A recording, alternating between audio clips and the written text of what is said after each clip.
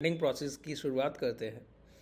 ये bank Nifty का आज का प्राइस एक्शन है। अच्छा, ये जो सीरीज़ है ये कंटिन्यू इसी तरीके से चलती रहेगी। शाम के सेशन में हम लोग प्राइस एक्शन और एवरेजेस के कुछ कॉन्सेप्ट को अपना और प्रगाढ़ करेंगे और उसके साथ ही लाइव मार्केट एनालिसिस की अगले सेशन के लिए ट्रेड प्लान आपका क्या होना चाहिए उसके लिए हम पहले से एक तैयारी करके बैठेंगे। ठीक है, कल के सेशन में अगर आप लोग ध्यान करें, देखिए क्लासेस भी आपकी इसी तरीके से चलती हैं। ये जो सेशन मैं आपका कर रहा हूँ ये भी उसी का एक आप समझ लीजिए कि प्रतिबिंब की तरह है।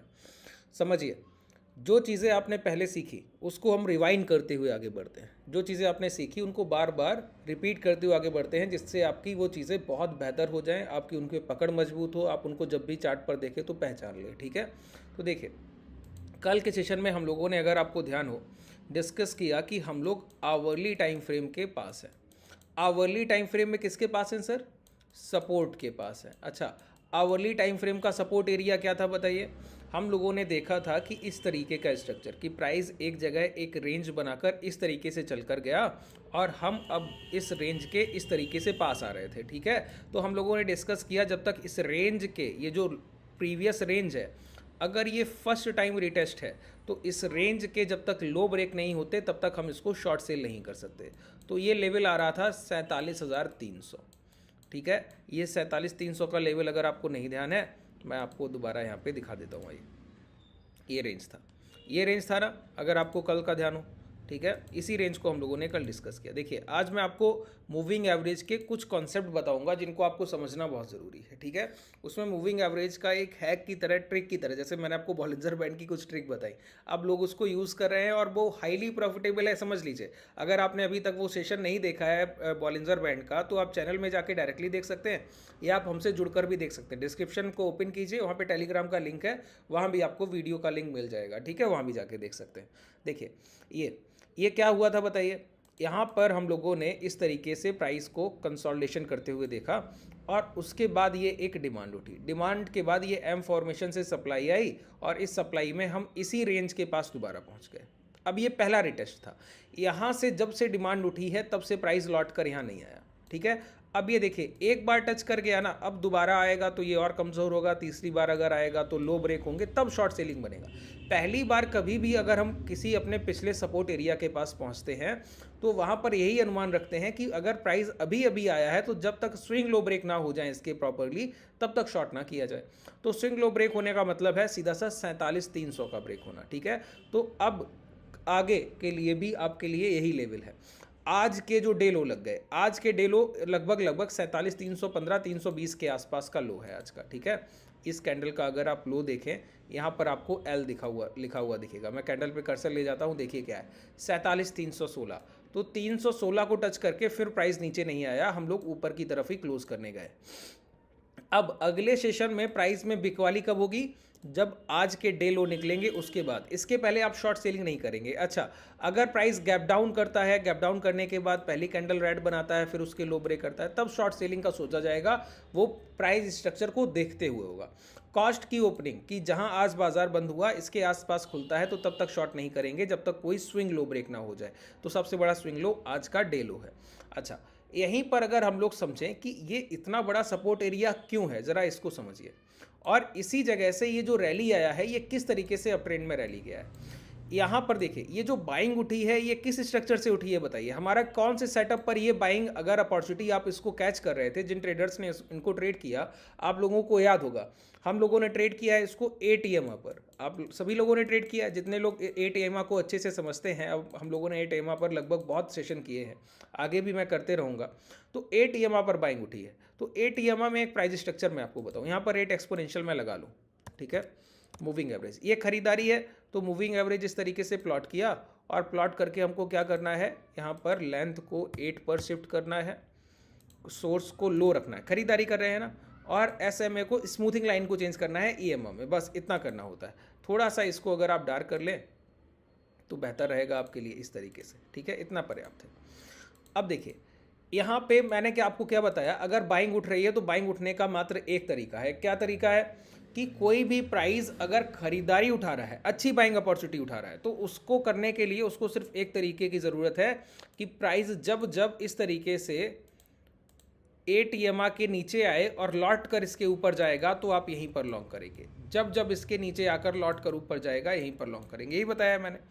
यहाँ पे ये स्ट्रक्चर चेंज होता है, देखिए स्विंग लो ब्रेक नहीं हुए, प्राइस दोबारा ये हाई ब्रेक करके ट्रेड करने लगा। अब मैंने आपको बताया कि जब जब इसके ऊपर लौट कर आएगा लॉन्ग करेंगे। यहाँ लौट कर आया, लॉन्ग किया, प्राइस हायर साइड मोमेंटम किया। ये एक कैंडल नीचे आया, फिर लौट कर आया, लॉन्ग किया, प्राइस हायर साइड मोमेंटम किया। प्राइस नीचे आया, लौट कर आया, फिर प्राइस ने हायर साइड मोमेंटम किया। ठीक है, इस तरीके से। अब प्राइस ने देखिए यहाँ पर लौट कर ऊपर आया, हायर साइड मोमेंटम की शुरुआत किया, स्विंग हाई ब्रेक करने से पहले लौट आया। अब यहाँ पर क्या है, शॉर्ट सेलिंग 8 EMA हाई से। 8 EMA हाई से आपको शॉर्ट सेलिंग मिलेगा। शॉर्ट सेलिंग का मतलब है प्राइस इसके ऊपर जाकर जब जब लौटे तब आपको बेचना होता है। ठीक है, ये 8 EMA हाई से आपको यहाँ पर शॉर्ट सेलिंग के ऊपर। इंट्राडे में आप लोगों ने ट्रेड किया 8 EMA को, कल भी आप लोगों ने ट्रेड किया, इसके पहले सेशन में भी ट्रेड किया। आज प्राइस ने स्विंग लो ब्रेक नहीं किए। दोपहर के सेशन में हम लोगों ने डिस्कस किया था 47,400 का लेवल जो इंट्राडे का सपोर्ट बन रहा था। 47,400 के नीचे जब तक अच्छी क्लोजिंग नहीं होगी तब तक बाजार में कोई गिरावट नहीं, क्योंकि वो इंट्राडे का स्विंग लो था। अगर आप दोपहर का सेशन देखेंगे वहाँ पे आपको देखने को मिलेगा। लाइव मार्केट में हम लोगों ने इसको पहले से बात की हुई है। ठीक है, तो प्राइस में आज 8 EMA लो से बाइंग उठने की कोशिश किया क्लोजिंग के टाइम। तो ये सारी चीज़ें अगर आप ध्यान रखेंगे तो आपको ये चीज़ें बहुत आसान हो जाएंगी। अब 8 EMA का मैं आपको एक हैक बताता हूँ, ध्यान रखिएगा। ये कभी भी नॉन फेलियर सेटअप है। मैंने क्या बोला, नॉन फेलियर सेटअप है। नॉन फेलियर सेटअप का मतलब क्या हुआ बताइए। मैं बोलता हूँ कि प्राइस में जो प्राइस एक्शन मैं आपको बता रहा हूँ इसको आप 400 बार ट्रेड कीजिएगा और 400 में आपकी ये ह्यूमन गलती होगी, हम लोगों की गलती से होगा कि आपका 3 या 4 ट्रेड गलत हो जाए। ये हम लोगों का ह्यूमन डिफ़ॉल्ट है, हम लोगों की वजह से होगा। बाकी ये प्राइजेक्शन इस तरीके से है कि बहुत ही रेयर केस है कि आपको कभी कोई एक पैसे का भी घाटा दे जाए। ठीक है, इस तरीके से। और इसको आप पहचानिएगा, जाइएगा ऐसे स्टॉक्स देखिएगा। मैं आपको 2-3 एग्जाम्पल अभी दिखा दूंगा और इसके बाद स्टॉक्स में जाकर, इक्विटी में जाकर, इंडेक्स में बार बार बनता रहता है। अभी मैं बैंक निफ्टी के प्राइस पर यहीं पे आपको दिखाऊंगा, समझिए। जैसे कि जब भी प्राइस अप ट्रेंड में, अप ट्रेंड का मतलब क्या हुआ कि प्राइस में ये इसका मूविंग एवरेज का लाइन है, तो हमको एक ही काम करना है। क्या करना है बताइए, हमको जब भी प्राइस इसके नीचे आकर ऊपर आता है तो मैंने आपको बताया लॉन्ग करना है। और ये कब तक करना है, लॉन्ग हुआ तो डे ये स्विंग हाई ब्रेक होगा, फिर ऊपर निकल गया तो फिर यही करना है। जब भी लौट कर आएगा ऊपर आएगा तो लॉन्ग करेंगे। फिर स्विंग हाई निकल गया है अगर प्रीवियस, तो फिर यही काम करना है। अगर स्विंग हाई निकलने से पहले लौट आया तो अगली बार नहीं करेंगे, बस इतना ही ध्यान रखना है। ठीक है, तो जब तक ट्रेंड पॉजिटिव है तब तक आपको ये अपॉर्चुनिटी बार बार मिलता रहता है। यहाँ पर एक प्राइजेक्शन बनेगा कि जब प्राइस इस मूविंग एवरेज से ऊपर लौटेगा, जैसे कि ये मूविंग एवरेज हुआ आपका 8 EMA का लो, और इससे नीचे प्राइस ऐसे आ रहा होगा, इसके नीचे आने की कोशिश करेगा, यहाँ बंद हो जाएगा। और ऐसे प्राइस में क्या होगा, जब ये यहाँ पर क्लोज करेगा अगले सेशन में गैप डाउन करेगा। सर क्या करेगा, गैप डाउन करेगा, और गैप डाउन करके ये प्राइस इसके ऊपर आके क्लोज करेगा। मैंने क्या बोला, इसके ऊपर आके क्लोज करेगा। अच्छा, कभी कभी प्राइस गैप डाउन करेगा और इसके नीचे खुलेगा, इस 8 EMA के नीचे ओपन होगा। ओपन होने के बाद ऐसे चल कर जाएगा और इसके नीचे ही पहली कैंडल हो सकता है क्लोज कर दे, लेकिन वो कैंडल नेगेटिव नहीं होगी, रेड कैंडल नहीं होगी, ग्रीन कैंडल ही होना चाहिए। मैंने क्या बोला, रेड कैंडल नहीं होना चाहिए, ग्रीन कैंडल ही होना चाहिए, और उसमें थोड़ा बहुत बॉडी साइज भी होना चाहिए, अपर विक थोड़ा होना चाहिए, बहुत बड़ा नहीं होना चाहिए। ठीक है, और ऐसी कैंडल में जब तक इसके स्विंग लो ब्रेक होने से पहले पहले अगर प्राइस इसके ऊपर आ जाए तो हम लोग हाई क्वांटिटी ट्रेड करते हैं। हाई क्वांटिटी देखिए, मैं जब क्लासेस आपकी करता हूं तो वहां भी बताता हूं, पैसा अगर आप इस मार्केट में रिटर्न्स के लिए आए हैं तो आप सोचिए कि पैसा आपके पैसे से बनेगा नहीं। दो बातें बहुत ध्यान रखिए, मार्केट में रिटर्न्स बनते हैं प्रॉफिट के ऊपर, कि आपका जो पैसा बना है उसी पर और पैसा बनेगा, पहली चीज़। दूसरी चीज़, पैसा आप ना तो मेरे कहने से कमा पाएंगे ना किसी और के, पैसा बनता है खुद के बिलीफ पर, एक्सपीरियंस पे।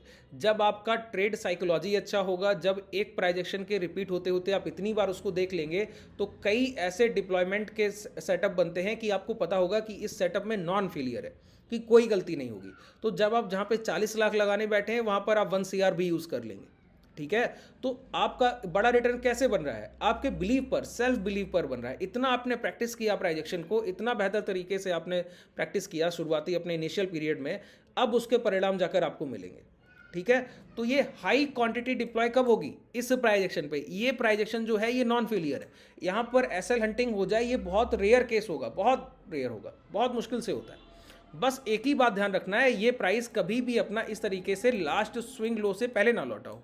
इसके नीचे, ये इस तरीके से लौटा हो, लौटते लौटते नीचे आया हो, गैप डाउन से इसके नीचे आ गया, और गैप डाउन करने के बाद अगर कैंडल इसके अंदर आ गया तो हम एक लिमिट एसएल लेंगे, इसके नीचे का एक क्लोजिंग।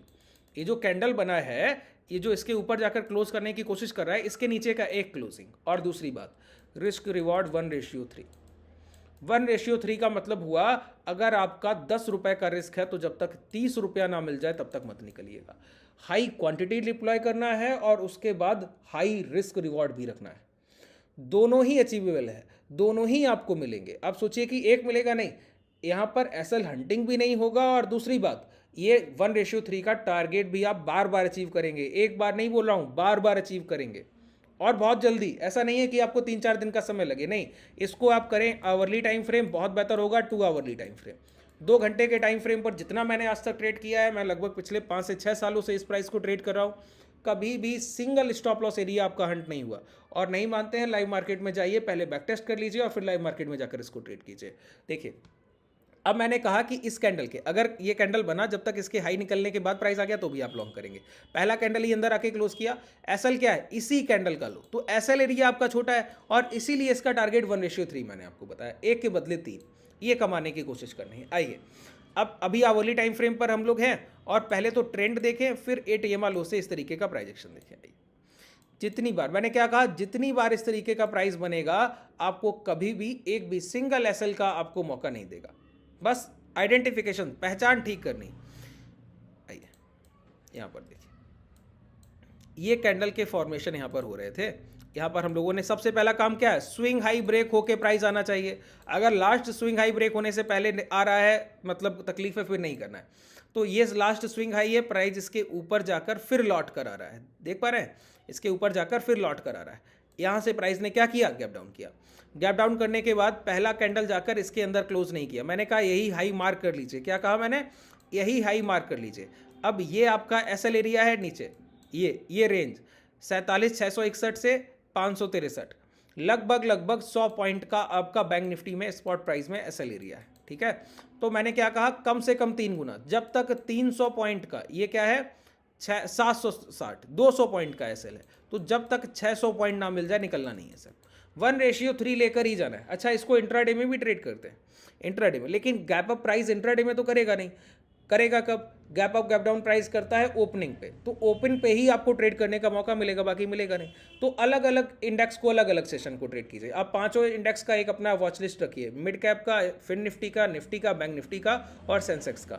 जब भी जहां गैप डाउन इस तरीके का मिले और हायर, इस तरीके का हायर हाइस का फॉर्मेशन बन रहा हो और गैप डाउन मिल जाए, प्राइस पहली कैंडल में लौट कर ऊपर आ जाए 5, 10, 15 मिनट, वहां भी आप इसको ट्रेडेबल है, वहां भी आप इसको ट्रेड कर सकते हैं, छोटे टाइम फ्रेम पर भी, ठीक है। इसी तरीके से अब ये हाई निकला है, हाई निकलने के बाद मैंने क्या कहा, 770 से 600 पॉइंट, 770 से 600 पॉइंट कितना होता है, 600 पॉइंट 47,300 का टारगेट आपको मिलना चाहिए। 47,770 है तो 47,400 के आसपास का टारगेट मिलना चाहिए।